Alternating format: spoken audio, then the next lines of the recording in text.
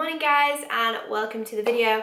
Today I'm doing something a little bit different, and I'm going to be talking about something that some people won't really be interested in, but I think it's important that I put this out on the channel and kind of do good. The way I kind of see this is that I have a following on Instagram and I have 1,000 odd people that subscribe to me on YouTube and watch my videos. So for me, it's not about numbers, it's not about using it for marketing or anything like that. I set out on this journey to inspire and help people, and I feel like sharing my experiences and sharing my journey of health, physical and mental, is very important because I could help someone, and I think, and basically I just want to kind of open up about everything that I've had going on, get it out there so that hopefully I can remove the stigma around mental health and kind of share that you're not alone with anything. So I'm going to start by just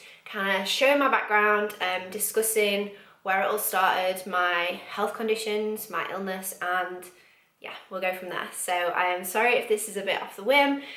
This has got no structure or anything like that. I've not really thought about this.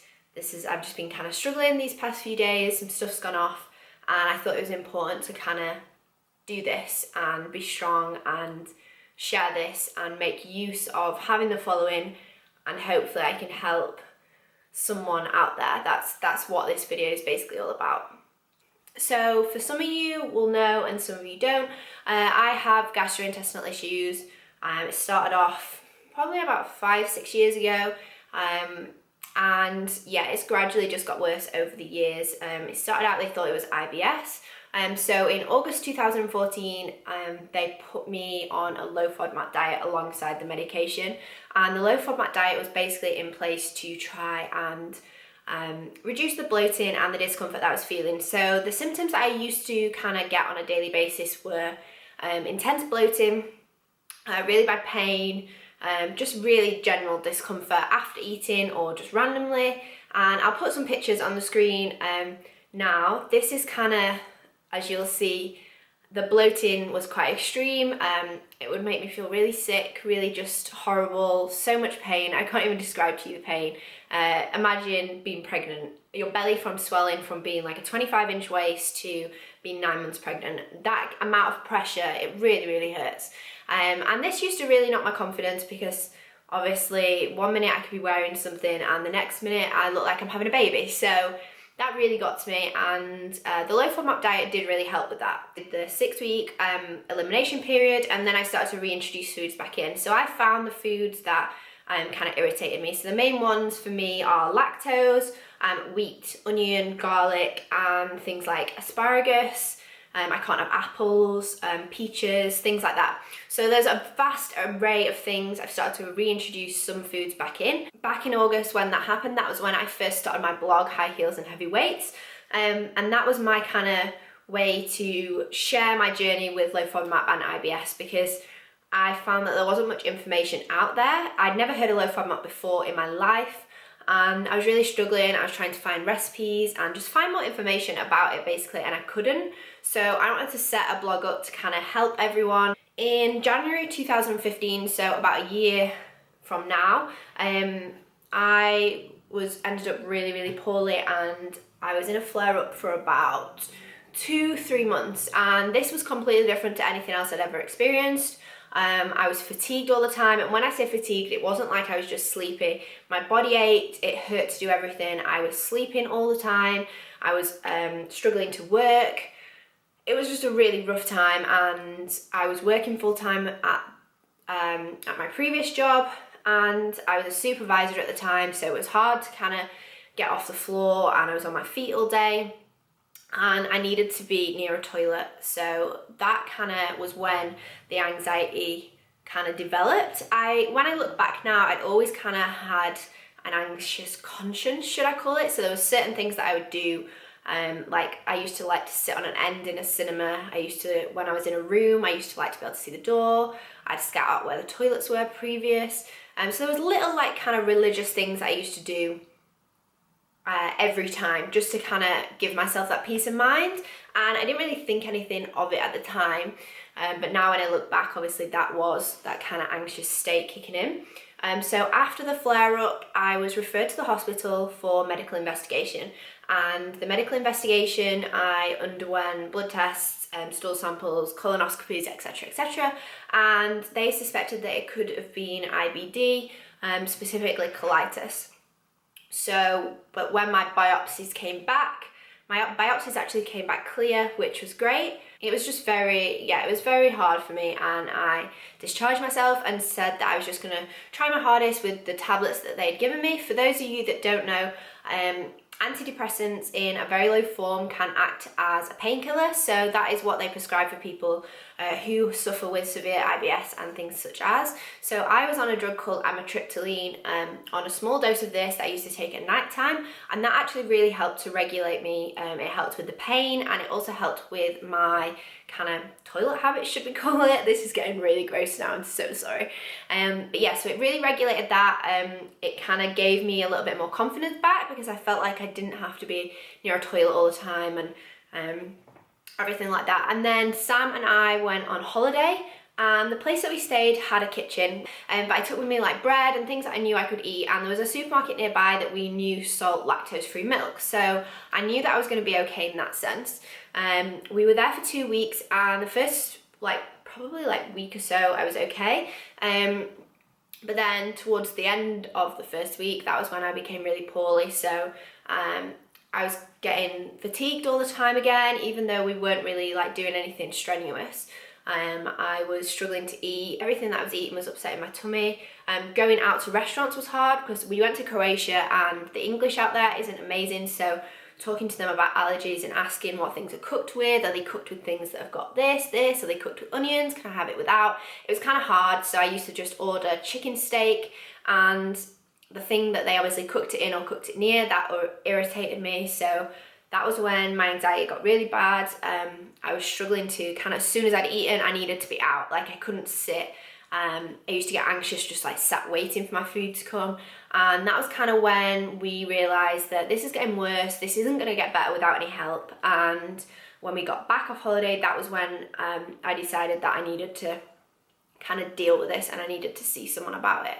When we got back off holiday, that was when I went back to the doctors and spoke to them about it, and kind of opened up about how my stomach got worse. I was constantly in pain, I'd stopped doing things, and it was when I went back to university in September that I realised that things were really taking its toll. I struggled to sit in seminars and lectures, so lectures have got about 300 odd people in them, and that for me was just too much of an anxiety situation.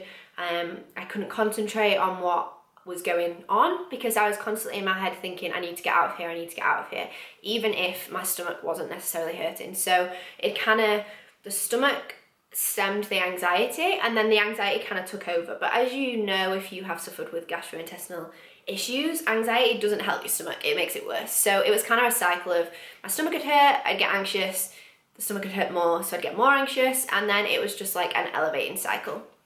So I started working from home and wasn't actually physically going into uni. I was teaching myself, and luckily the degree that I'm doing I am very, very passionate about, so I was doing the work. It wasn't like I was just hiding from everything, and that was hard, but I opened up to people and I started to talk to people about it. I started to talk to my family and my friends, and I sought help from university. So most universities have a mental health or well-being, as they call it, department, where you can go and see someone, talk to them, and they can support you with university life, or just generally someone to talk to. So that was the biggest thing for me, being able to kind of talk to someone, and someone that didn't know me as such, just be able to open up about everything, how I felt. I think that was the biggest thing, just having someone there to talk to about everything and discuss things with. So I was going back to see my doctor more, and every time I went to see the doctor, they would ask me how I was feeling, whether I was experiencing low moods or anything like that. And when I look back, I had been experiencing low moods, and I had been a lot different to what I usually am. As you will see, I'm quite a happy, bubbly person. I'm very determined and very kind of strong-willed, and nothing really kind of bothers me. But when I look back, I was starting to change, I was quite different, but I'm one of those people that I don't like to kind of show pain, or like, I just kind of suck it up and deal with it. So I didn't, if anything, I was probably kind of in denial to myself. I didn't want to admit to myself that I was getting low moods and I was maybe experiencing some depression. But it took me a long time and a lot of like kind of doctor's appointments for me to kind of go, okay, I need to accept this now. I am struggling and I need help. So that was a big turning point for me, and that was very tough, kind of going and saying, okay, I need help. And I think for me, depression's such a taboo, kind of stigmatized subject, and that's why I want to talk to you all about it, because the big thing for me was that I didn't dare really kind of talk to anyone about it, because I didn't want people to jump to conclusion. I didn't want people to accept or hear that I'd got the depression and then not ask questions. They wouldn't ask, they would just kind of assume that I was going through a certain thing or I was feeling a certain way. And my depression is completely different to how some people, everyone's different and everyone experiences different things. Mine was mainly just a low mood because I felt like I was restricting myself and I wasn't able to do the things that I used to. So I stopped eating out. I've not really eaten out for like a good few years just because of my stomach anyway, but I stopped eating out. I'd obviously stopped going to university. The gym, I started to experience a bit of anxiety around that, and that was when it really kind of hit home, and I was like, okay, I need to sort this, because the gym for me is my passion, the gym for me is my release. And when that became not enjoyable anymore, that was when it was like, okay, something is wrong. And I am here sat now today. I've probably been on antidepressants now for 3 months, 2 months, 3 months. And I've sought help. I'm awaiting CBT for my anxiety. And basically I just want to be here to kind of talk to everyone that things do get better. And it's important to stay positive, stay in a fighting attitude.